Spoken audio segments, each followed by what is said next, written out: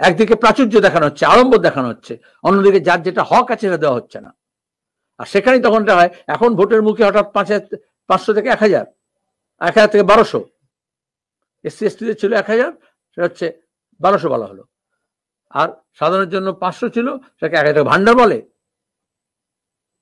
কেরালা, তামিলনাড়ু থেকে আরম্ভ করে উত্তর ভারত থেকে উত্তর পূর্ব ভারত সর্বত্র এই ধরনের স্কিম আছে বিভিন্ন অংশের জন্য, এবং কোনোটাই 1500-এর কম নয়।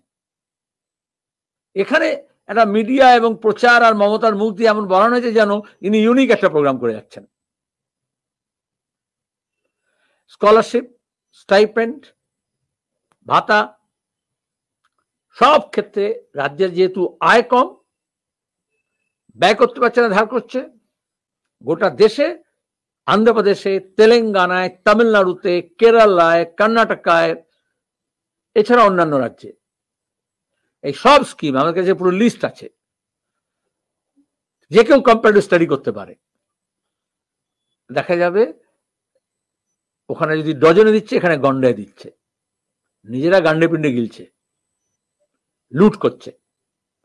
সুতরাং এই দিয়ে কোনো ভবি ভুলবার নয়। ওই সন্দেশকারীতে যে মহিলারা নেমেছে, সেখানে কি তুমি বলবে ঠিক আছে এবার থেকে 500 টাকা বদলে 1000 টাকা দেবো, ঝাঁটা নিয়ে তারা করবে।